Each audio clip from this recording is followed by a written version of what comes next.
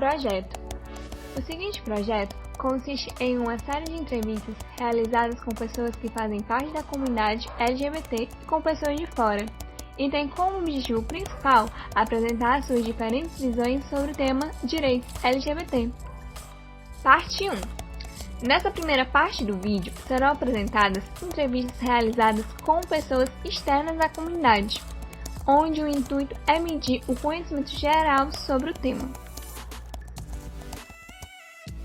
Oi, meu nome é Samara, né?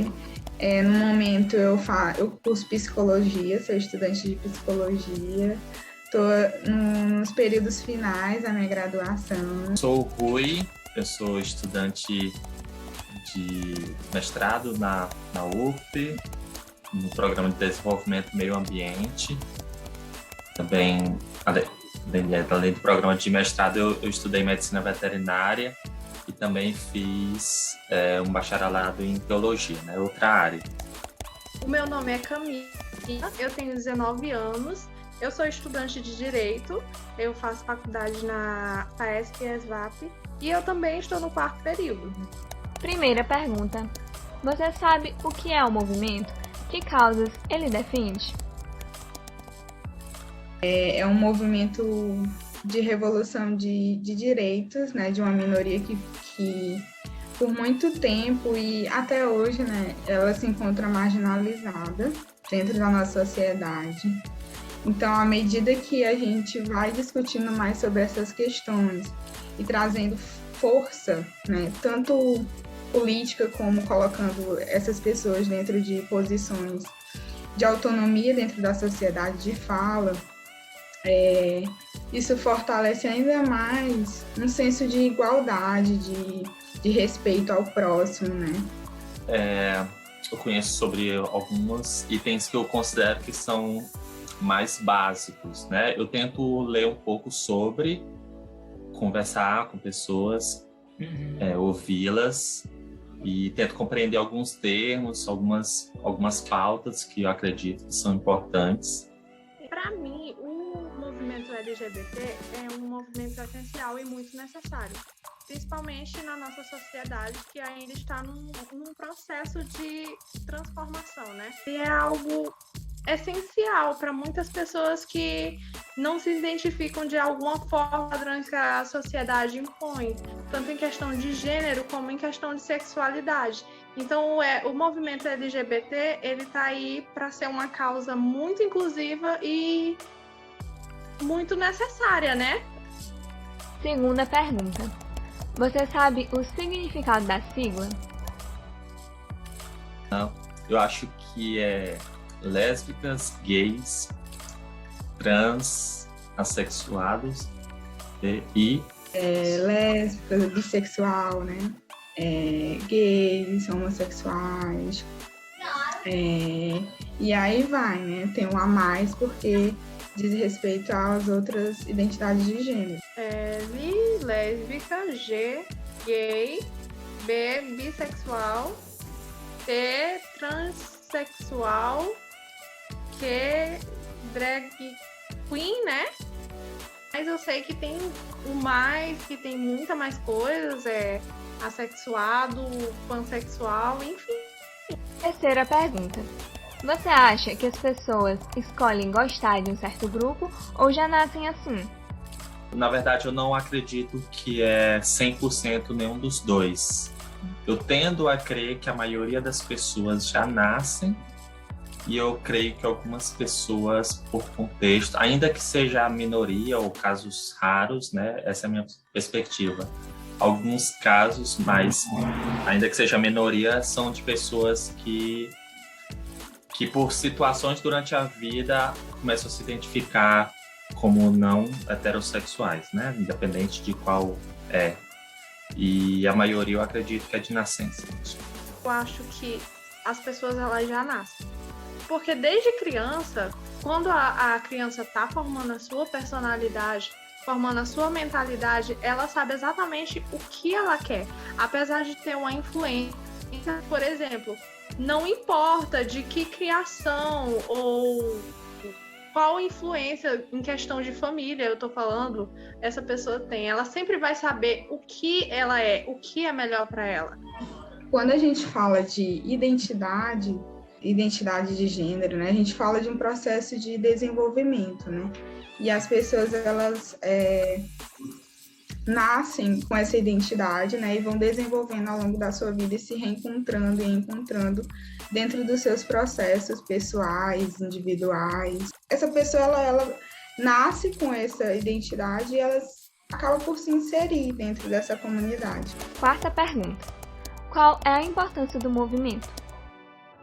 O movimento LGBT, ele é uma causa muito necessária que está aí não só para influenciar de uma forma negativa, porque muita gente vê a causa de uma forma negativa, mas para mostrar para as pessoas que as pessoas, elas podem ser elas mesmas e elas têm coragem de lutar por isso e buscar o que elas realmente querem ser.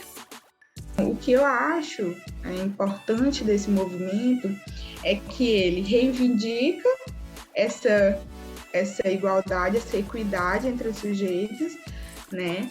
E infelizmente traz um cenário de necessidades que a gente tem na nossa sociedade, né? E o movimento, ele vem como uma forma de reivindicação, que eu acho importante, para que a gente construa e consiga chegar numa sociedade mais respeitosa, né? Uma sociedade mais empática, mais justa com o próximo. Né? Eu acredito que é muito importante porque envolve questões que essas pessoas têm, que são direitos que são retirados, né? E a gente vive num país extremamente violento contra pessoas dessa comunidade. Então, eu acredito que é um ativismo super importante, relevante, necessário. Quinta pergunta: você conhece alguém que já foi vítima de homofobia? Eu tenho um irmão que ele é homossexual, né? Ele é gay. E ele traz um relato de, rotineiramente, ter vivências de invasão, de limites, né, que ele impõe, de diferentes formas de abusos revelados e velados, né, que ele recebe diariamente. Tenho amigos também que carregam essa pauta diariamente, porque a sociedade, ela de fato ainda carrega muitos preconceitos, né? Na forma do sujeito se expressar, na forma do sujeito falar, na forma do sujeito se vestir. Sim, eu conheço pessoas que sofreram violência verbal ou que sofreram homofobia, né? Não necessariamente diretas, mas já ouvi sobre o discurso homofóbico, na verdade, é bem comum, né? Isso eu já ouvi muitas vezes. Mas a violência direta, verbal, eu também já presenciei, mas isso é mais raro. Eu acho que aconteceu, que eu me lembre, umas 2 vezes. Física eu nunca presenciei, nunca vi, que eu me recorde. Mas eu conheço uma pessoa que já me contou sobre o fato de ter sofrido agressão física, né? Então, demonstra como é bastante comum, né? Eu acho que todos os dias vejo alguém sendo agredido de alguma forma, sendo violentado, não só fisicamente, como psicologicamente, por simplesmente fazer parte do movimento, entendeu? Então, inclusive pessoas próximas. Realizada a análise das 3 primeiras perguntas, conclui-se que os entrevistados demonstram certo conhecimento sobre a temática, revelando assim que uma parte da população em geral possui interesse pelo assunto e busca aprender sobre o mesmo. Das 2 últimas questões, é possível extrair 2 conclusões muito significativas. A primeira diz respeito ao fato de que todos os convidados consideraram um assunto importante, dando ênfase à visibilidade e à reivindicação de direitos que a causa representa. A outra conclusão trata de um violento cenário que essas minorias enfrentam no dia a dia, uma vez que todos conheciam relatos de homofobia. Parte 2. Nessa segunda parte, apresentaremos as entrevistas feitas com membros da comunidade. onde o objetivo é entender a questão dos direitos LGBT por quem vivencia isso diariamente. Eu me chamo Lucas, tenho 19 anos e atualmente sou acadêmico do curso de enfermagem. Meu nome é Danilo Costa Machado. Atualmente eu estou trabalhando, mas eu estou matriculado na Universidade Federal do Piauí, que eu consegui, esse ano, na matéria de Física. Primeira pergunta. Dentro da própria comunidade, você acredita que algum grupo tem mais benefícios que outros? Infelizmente, na verdade, não, né? Na verdade, o que se percebe ainda é a falta de direitos. Né? Ainda tem muita essa dificuldade hoje para nós, né? Na sociedade, por conta dos tabus e também dos estereótipos que se tem, né, em relação a uma pessoa que faz parte da comunidade LGBT. Então, não há um que tenha mais direitos, né? Há, na verdade, a ausência de direitos ainda. Sim, sempre existe. Principalmente questão de gays que são afeminados e os não afeminados, né, que é chamado de padrão. Eles já são mais mal vistos pela sociedade. Segunda pergunta. Você se sente seguro com a legislação vigente referente à comunidade LGBT no país hoje? Eu acho que ainda falta muito reconhecimento sobre essas leis, né? Porque é algo pouco falado, assim. Porque, como eu falava, a sociedade em si ainda tem um grande preconceito, querendo ou não, é a realidade do nosso país, né? Quando se fala em LGBT, tem esse preconceito de ver os direitos, né? É sempre visto como uma classe menor ou que não é digna de algum reconhecimento ou algo do tipo. Não tem nem como, porque o problema em si não está nem a criação de leis, é mais questão das pessoas de mudarem o modo de pensar, entendeu? Terceira pergunta. Como você acha que as pessoas externas da comunidade, não simpatizantes, veem os LGBTs? Muitas vezes, essas pessoas têm uma visão de que nós somos ou pessoas que têm alguma confusão na identidade e por isso agem da forma que são, ou pessoas que na verdade não têm um sentido na vida e vê as coisas como uma brincadeira, né? Pensam que a sexualidade é uma brincadeira, né? A sexualidade da pessoa. Eles olham como sempre torto, né? Olha, é errado, aos olhos de Deus, você não devia estar fazendo isso, você tem que mudar. Sendo que é algo que a gente nasce dessa forma. A gente não se torna desse jeito, entendeu? A gente não escolhe ser isso, a gente simplesmente é. Quarta pergunta. Você se sente representado pelas pessoas da comunidade em destaque na mídia? Acredito que